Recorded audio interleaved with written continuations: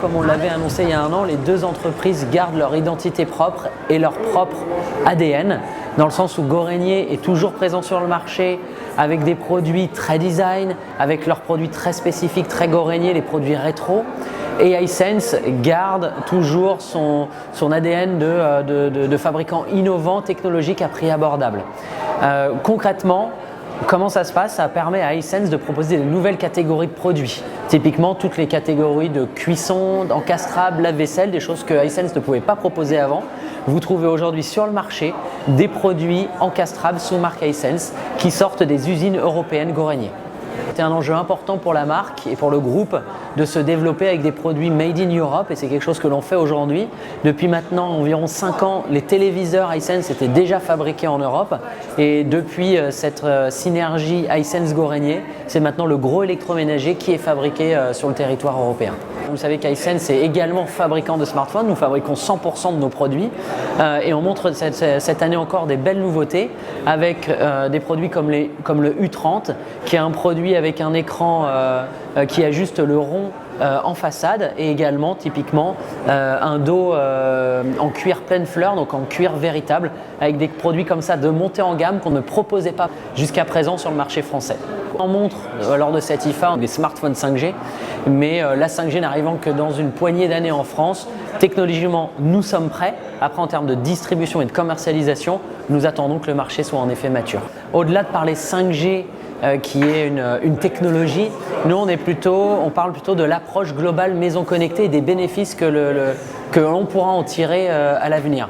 Par exemple, ici, vous êtes dans un espace maison connectée, et aujourd'hui, Hisense maîtrise 100% des produits de cet espace-là. Ça va de la serrure qui est connectée avec une identification soit par empreinte digitale, soit par code PIN. Ça va ici, vous voyez des fours qui peuvent discuter entre les différents appareils de la maison, le téléviseur, le réfrigérateur, pour vous avertir à tout moment où en est votre cuisson. Ça vous permet aussi de parler à vos différents produits. Nous sommes par exemple compatibles avec Alexa, l'assistant vocal, mais ça va aussi jusqu'à la salle de bain avec des miroirs qui en même temps vous donnent des informations sur votre état de santé, sur la qualité de votre peau, sur votre masse corporelle, et qui peut diffuser de la musique ou des vidéos. Tout ça, c'est vraiment pour le bien-être de demain dans la maison connectée. On n'est pas en reste sur la catégorie téléviseur, où on a deux très grosses nouveautés en exclusivité annoncées lors de cette IFA.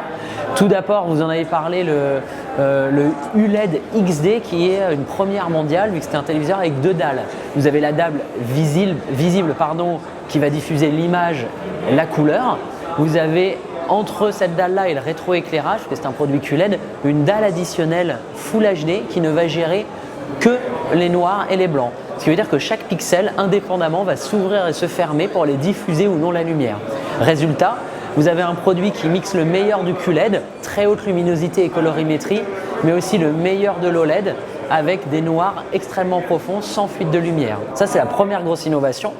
Et la seconde, c'est le Laser TV que vous connaissez, qui est un vidéoprojecteur courte focale à projection laser, donc comme son nom l'indique.